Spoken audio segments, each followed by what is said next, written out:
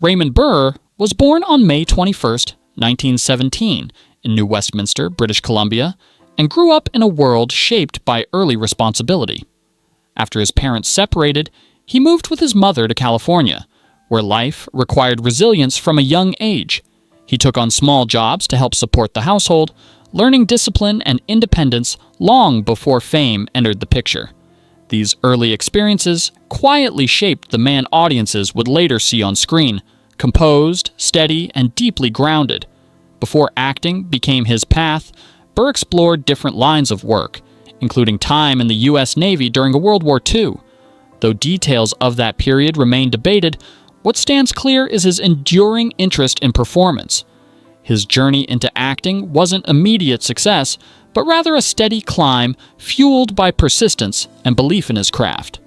Finding his place in Hollywood, Burr's early acting career unfolded gradually, beginning with theater and moving into radio before reaching Hollywood films. He studied at the Pasadena Playhouse, a training ground for many notable performers, where his presence and voice quickly stood out. In the late 1940s and 1950s, he became known for roles in crime dramas and film noir, often portraying complex authority figures or antagonists. His performance in Rear Window, directed by Alfred Hitchcock, remains one of his most memorable, showcasing his ability to bring depth to darker characters. He also appeared in A Place in the Sun alongside Montgomery Clift, further establishing his reputation. These roles gave him visibility, but more importantly, they revealed his versatility and quiet command on screen.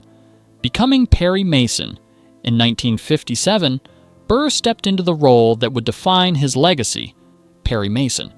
As a thoughtful and principled defense attorney, he brought a calm intensity that resonated deeply with audiences. The show ran for nearly a decade, becoming one of television's most influential legal dramas. Burr's portrayal earned him critical acclaim, including multiple Emmy Awards, and cemented his place in entertainment history. What made his performance stand out wasn't just authority, but humanity. He portrayed Mason as someone driven by truth and fairness. Even years after the series ended, the character remained a cultural touchstone.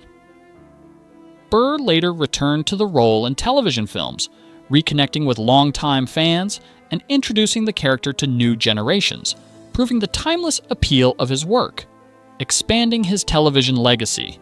Following the success of Perry Mason, Burr continued to explore meaningful roles on television. In Ironside, he played Robert T. Ironside, a wheelchair-using detective who solved crimes through intellect and determination. The series broke ground by presenting a lead character with a disability in a powerful and dignified way. Burr approached the role with care, working to ensure authenticity and respect in its portrayal. The show ran successfully for years, further reinforcing his ability to connect with audiences. He wasn't drawn to roles for attention, but for substance. This thoughtful approach to acting helped him maintain a career that felt purposeful, rather than performative, and it deepened the respect he earned from both viewers and colleagues. A private life. Rooted in meaning. Away from the spotlight, Burr lived a life centered on personal passions and meaningful connections. He had a deep interest in horticulture and business, eventually developing an orchid enterprise and vineyard in California. He also valued privacy, choosing to keep much of his personal life out of public view. His long partnership with Robert Benavides was an important part of his life, marked by shared interests and mutual support.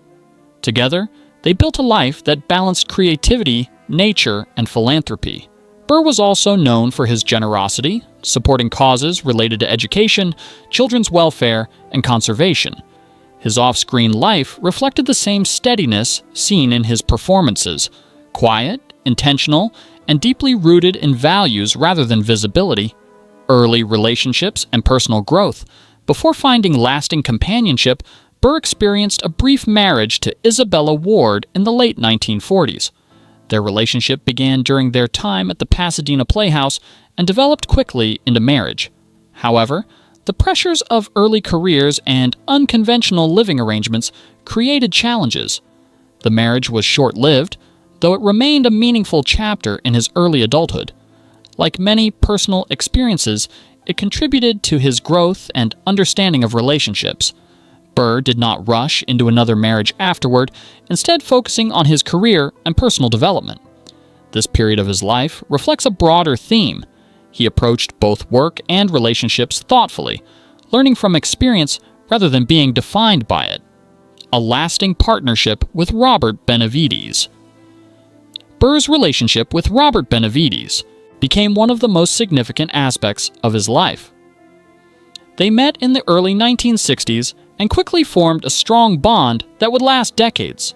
Benavides eventually stepped away from acting and became involved in Burr's professional projects, working behind the scenes on productions related to Perry Mason.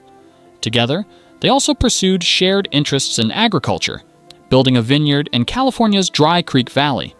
Their partnership was one of collaboration, trust, and shared vision. Though they kept their relationship private due to the norms of the time, those close to them recognized its depth.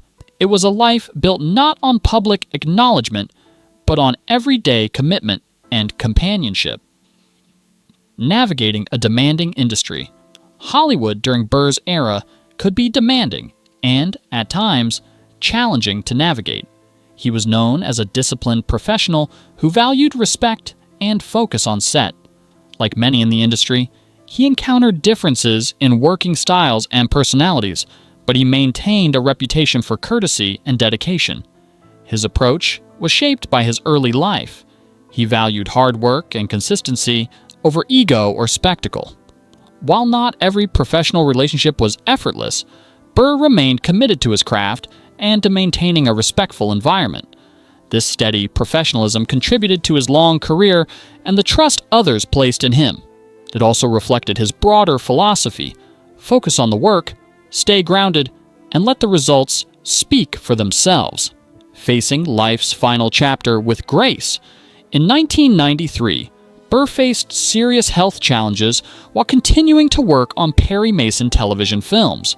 Despite his condition, he remained committed to his craft for as long as possible. When he learned the seriousness of his illness, he chose to spend time with those closest to him, creating moments of connection and reflection.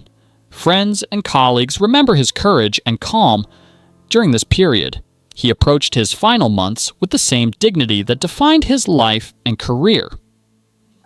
On September 12, 1993, he passed away at his home in California, leaving behind a legacy that extended far beyond his roles. He was remembered not only as a talented actor, but as a kind and thoughtful individual who lived with quiet strength. A legacy that endures. Raymond Burr's legacy is one of consistency, integrity, and lasting impact. Through roles like Perry Mason and Ironside, he helped shape television storytelling and brought depth to characters that continue to resonate. Beyond his work, he is remembered for his generosity, his commitment to meaningful living, and his ability to remain grounded in an ever-changing industry. His life reminds us that success doesn't always need to be loud to be lasting. Sometimes it is built quietly, through dedication, resilience, and the relationships we nurture along the way. Burr's story continues to inspire not just actors, but anyone who values authenticity and purpose in their journey.